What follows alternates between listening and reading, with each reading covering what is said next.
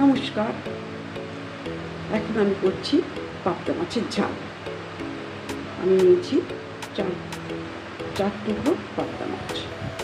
এই পাবদা মাছটা একটার ওজনই 300 গ্রাম, যার জন্য আমি গোটা ঝালটা করতে পারলাম না, অনেকটা বড়।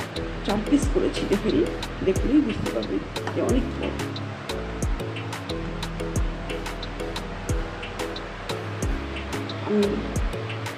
এইটাকে আমি লেবু দিয়ে ম্যারিনেট করে নিচ্ছি। লেবু রস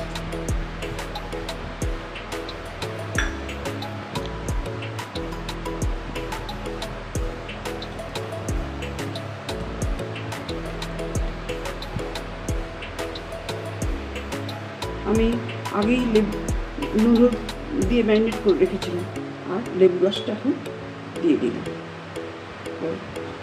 লাগছে কালো জিরে,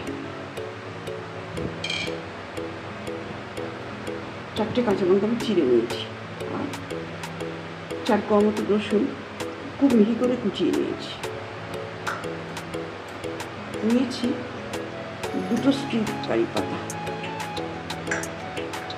টমেটো, হলুদ,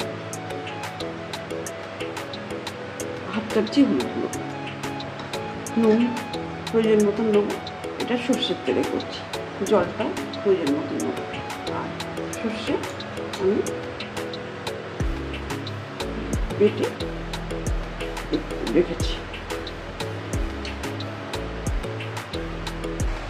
আমি গ্যাস অন করে কড়াই বসিয়ে দিয়েছি। কড়াইটা আবার গরম হয়ে গেছে। আমি বেশ কিছুটা সর্ষের তেল দিচ্ছি। এটা সর্ষের তেলেই করবেন।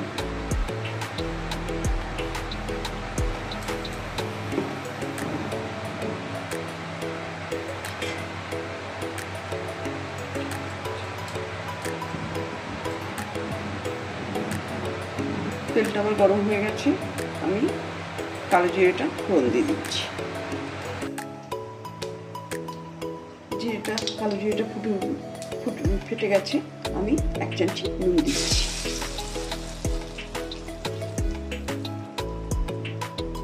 আর রসুন কুচুগুলো দিয়ে দিচ্ছি।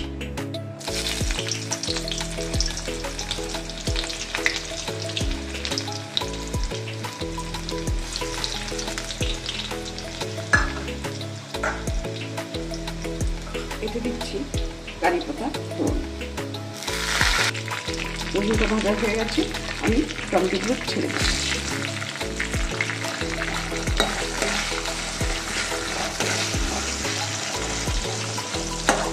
এতে হলুদটা দিয়ে দিচ্ছি।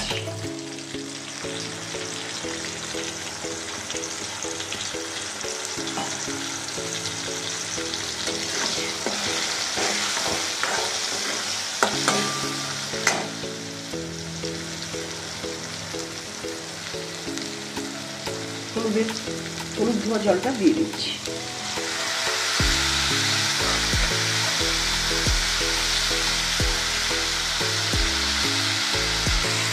ওইগুলো কষানো হয়ে গেছে। আমি সর্ষেটা দিয়ে দিচ্ছি।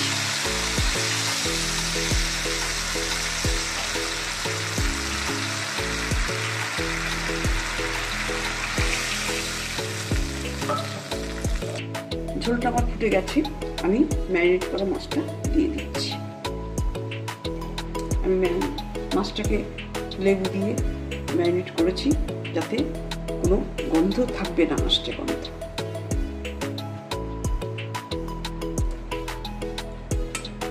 মাছগুলো দিয়ে দিলাম, একটু ফুটে যাক।